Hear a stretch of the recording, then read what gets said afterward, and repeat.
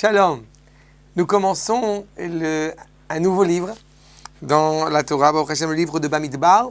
Et ce n'est pas un hasard si ce livre, effectivement, est le 4e livre dans l'ordre des livres qui nous ont été transmis par Moshe Rabbeinu, parce que, effectivement, le 4 est toujours attaché à la scission, est toujours attaché aux complexités. Et Dieu sait combien, dans le livre de Bamidbar, nous allons être confrontés à des complexités. Notre Chumash est appelé Chumash Pekudim. C'est un Chumash, un livre où nous comptons beaucoup. Donc c'est aussi ce qui explique pourquoi est-ce qu'en français nous avons coutume d'appeler ce livre les nombres. Parce que justement nous comptons énormément dans ce livre. Et je voudrais attirer votre attention justement sur ce décomptage du peuple. Est-ce une bonne chose ou une mauvaise chose?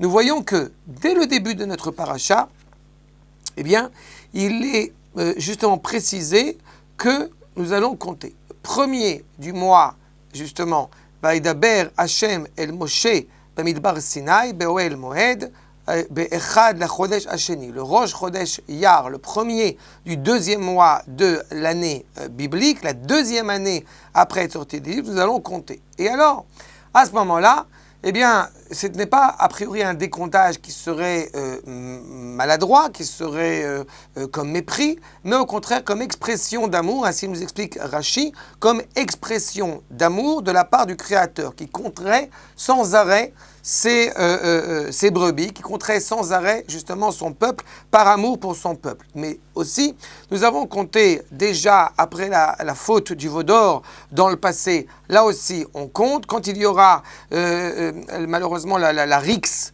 avec Pinchas, ce sera bien plus tard, eh bien là encore une fois il y a un décomptage. Alors on peut se demander vraiment en quoi ce comptage, ce décomptage du peuple, est-ce une bonne chose ou non? Et quand nous regardons justement la Haftara que nous allons lire cette semaine, tirée du prophète Oshéa, dans les 12 petits prophètes, Osée, en français, eh bien voilà que là aussi nous comptons. Mais nous rappelons que le peuple est incontable. Ainsi le verset, chapitre 2, verset 1, Vaya mispar bene Israël kechol hayam. Le peuple juif est aussi nombreux que les grains de sable dans la mer. Asher lo imad velo isafer.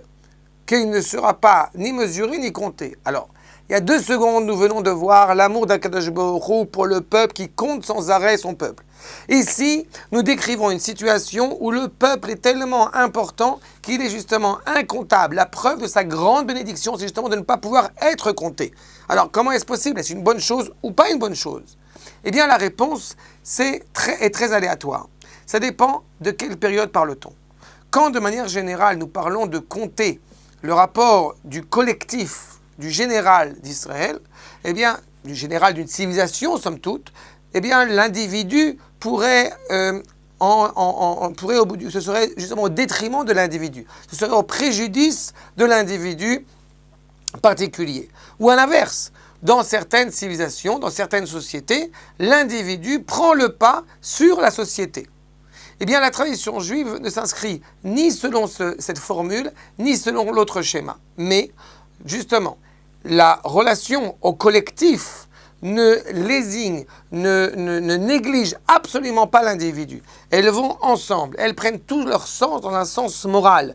Ainsi, le verset, justement, poursuit en disant que « Ve'aya b'makom asher ya'amer lahem lo ami » dans cet endroit où mon peuple ne serait pas mon peuple. Il s'agit ici des 10 tribus qui sont parties en exil. Dans jadis, où malheureusement des scories, des écueils moraux ont fait que le peuple juif n'était plus considéré comme étant mon peuple et donc il devenait comptable.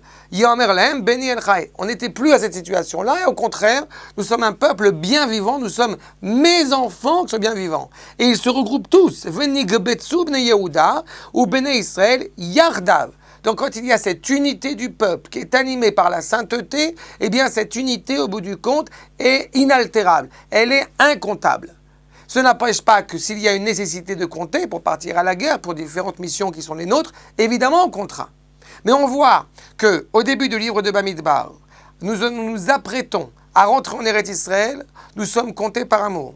Nous voyons qu'à l'époque de David, où malheureusement des écueils, des erreurs, des obstacles dans cette unité du peuple amènent au bout du compte notre roi à compter, et cela, au bout du compte, peut s'avère problématique. Et ici, le peuple est tellement important, il est tellement choyé, tellement animé par la sainteté, que justement, il devient incontable. Ce n'est pas qu'il est incontable techniquement, mais il est incontable au niveau de sa valeur. Vont nous dire les Chachamim que justement, on ne peut pas compter le peuple parce qu'à chaque instant, il y a quelque chose de nouveau. Il y a quelque chose d'exceptionnel qui se passe dans le peuple qui lui permet de se rapprocher encore plus d'Akadosh Baruch Hu. Nous ne pouvons pas être comptés comme les grains de sable sur la mer. Et voilà une conjecture très intéressante, puisque je vous rappelle qu'à Motzei Shabbat, eh bien, nous allons célébrer justement le retour de notre peuple à Jérusalem. Comme dit le verset, comme dit le poète David Amelech, Ir shechubrala yardav. Au moment où le peuple juif se réunit entièrement, il est incontable, il est indénombrable aux yeux des nations.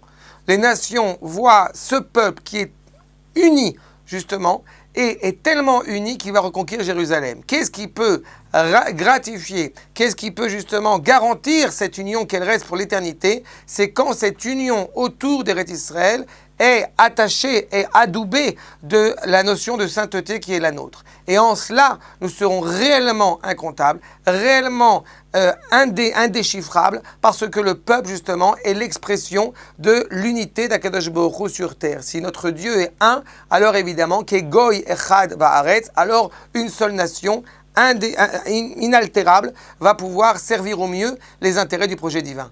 Shabbat Shalom.